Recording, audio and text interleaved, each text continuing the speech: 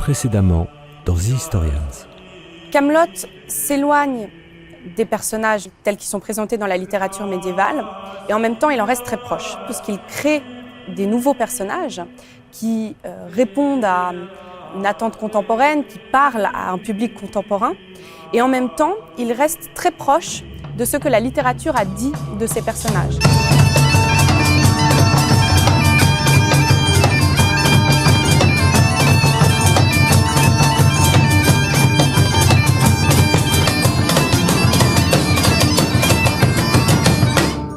Le personnage d'Arthur, il est très compliqué à cerner et à définir.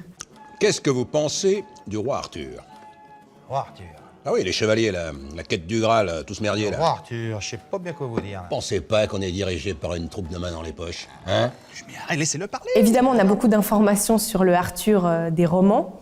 On a quelques rares mentions d'un éventuel chef Arthur plus tôt dans le Moyen-Âge, au 8e siècle, notamment dans certaines chroniques. Tout à coup, on peut avoir certains éléments qu'on peut éventuellement rapprocher d'un Arthur historique. Mais ce qui est sûr, c'est qu'en tant que chef, en tant que roi de Bretagne, Arthur n'a jamais existé. Mais je les emmerde, moi. La période du Haut Moyen-Âge, premier siècle du Moyen-Âge, qui est caractérisée par le déclin progressif de l'Empire romain, qui se disloque progressivement. Et évidemment, c'est la période aussi des grandes migrations barbares qui arrivent sur le territoire justement de l'Empire romain d'Occident. Alors attention, les Vandales, c'est pas des câlins, hein? Les Vandales? Qu'est-ce que c'est que ça, les Vandales?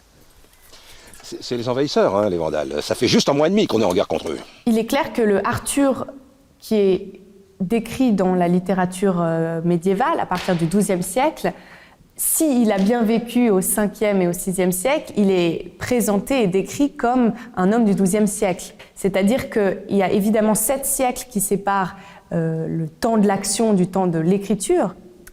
Et évidemment, l'auteur va calquer son propre monde sur le personnage qu'il met en scène. Bon, ce qui compte, c'est ce que ça raconte, non? Sans vouloir être blessant, ce que ça raconte, ça casse pas les briques non plus. Hein.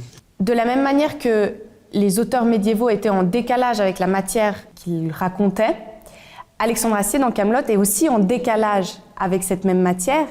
Et il fait parler ces personnages, il les fait agir dans un langage et dans un monde qui est profondément actuel, qui est le nôtre, qui est celui du XXIe siècle, avec ses mœurs, avec ses codes langagiers. Pas très joli comme bibelot. Non. Déjà, les bibelots, c'est naze, mais c'est vrai que je suis là, alors. Hein. Je peux?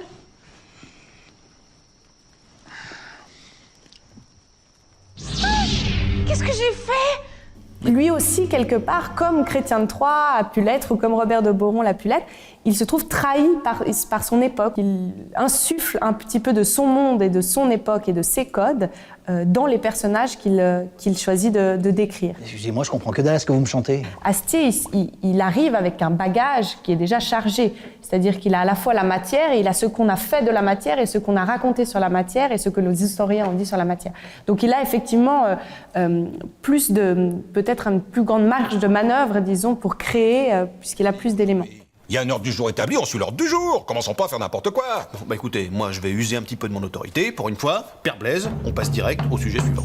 Oh bah bravo.